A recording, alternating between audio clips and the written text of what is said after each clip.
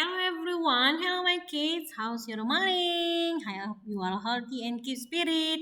Okay students, please prepare your book and please open your book. PKN. Today our topic is about pelaksanaan kewajiban sebagai warga negara. Nah anak-anak Miss, kita sebelumnya sudah belajar tentang hak. Hak itu sesuatu yang kita peroleh. Nah anak-anak Miss, kalau kita sudah belajar tentang hak-hak yang kita miliki oleh warga negara, untuk mendapatkan hak itu kita harus melaksanakan kewajibannya terlebih dahulu. Nah, ada banyak kewajiban yang kita miliki sebagai warga negara.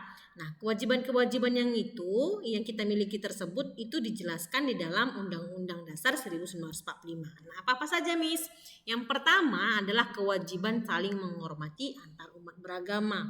Nah, students, Indonesia adalah negara yang memiliki agama yang beraneka ragam. Ada Islam, Kristen, Katolik, Hindu, kemudian Buddha dan Konghucu ya. Jadi ada bermacam-macam agama. Nah, itu dinyatakan dalam Undang-Undang Dasar pasal 29 ayat 1. Apa bunyinya? Negara berdasar atas ketuhanan yang Maha Esa. Nah, oke students. Seperti yang sudah Miss jelaskan bahwa setiap agama itu memiliki ajaran masing-masing, tempat ibadah masing-masing, kitab suci dan hari raya yang berbeda ya. Beda hari rayanya, kitab sucinya, ibadahnya, cara ibadahnya juga berbeda.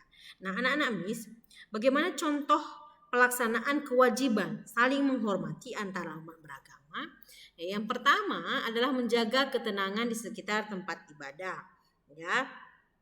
Ketika penganut agama lain sedang beribadah. Yang kedua, kita tidak boleh membeda-bedakan orang lain untuk melaksanakan ibadah.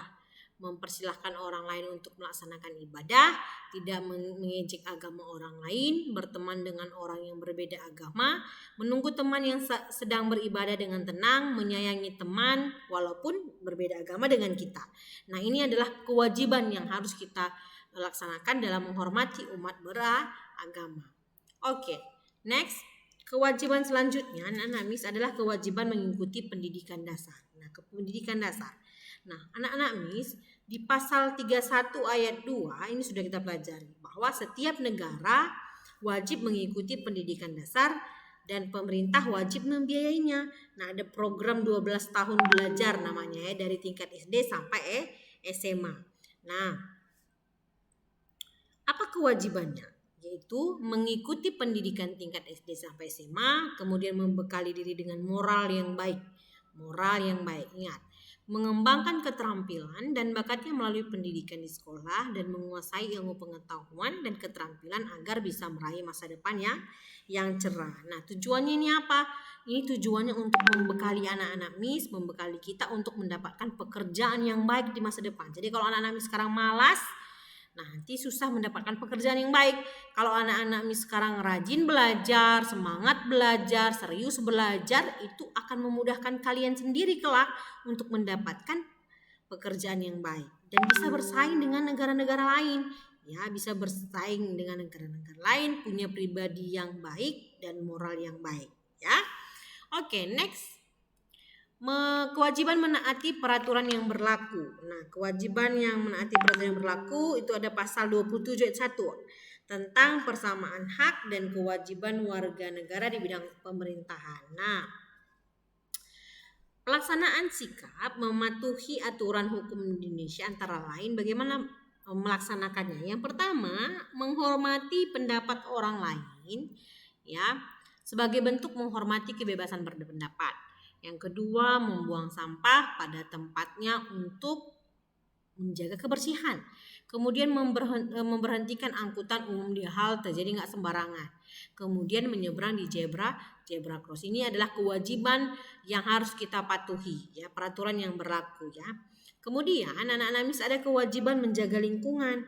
Nah, kewajiban menjaga lingkungan apa aja contohnya Miss? Ya, ini menjaga kelestarian lingkungan dengan melakukan go green atau penghijauan.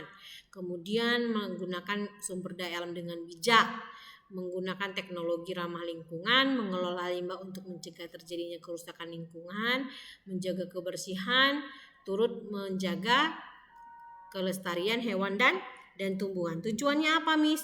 Nah, kita bisa menikmati udara yang bersih, kemudian terhindar dari pencemaran air, kemudian lingkungan jadi bersih, ya kan? Dan sumber daya alam tidak cepat habis dan bisa dinikmati oleh generasi kita yang mendatang, ya. Oke, next. Ada kewajiban membayar pajak, students. Apa saja contoh kewajiban membayar pajak? Yang pertama, membayar pajak pertambahan nilai atau PPN ketika membeli makanan. Jadi kalau di restoran atau membeli barang di swalayan. Jadi pajak itu adalah uang yang dipungut pemerintah dari rakyat. Ya, pajak itu adalah sejumlah uang yang dipungut pemerintah dari rakyat. Jadi anak Miss tidak heran kalau misalkan kita belanja, kalau kamu perhatikan makan di restoran, itu ada potongan misalnya 10%, PPN potongan pajak negara kan. Potongan pertambahan nilai 10%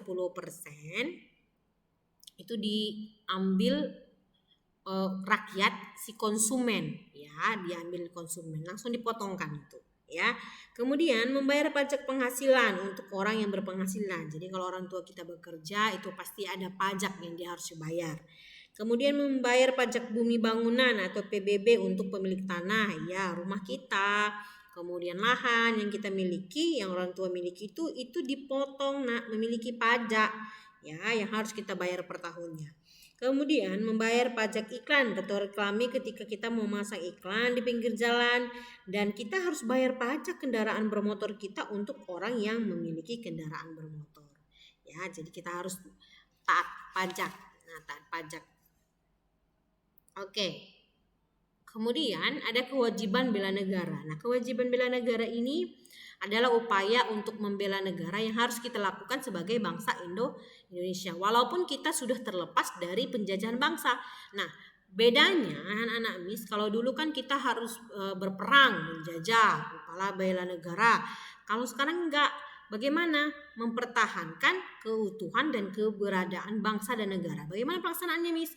Misalnya anak-anak Miss dengan belajar yang rajin, patuh sama aturan sekolah, mencintai produk dalam negeri, melestarikan budaya, kemudian menaati hukum dan aturan negara, ya.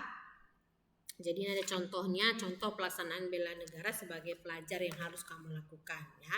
Oke, students, until here our topic, keep spirit and be the best. See you next time. Bye.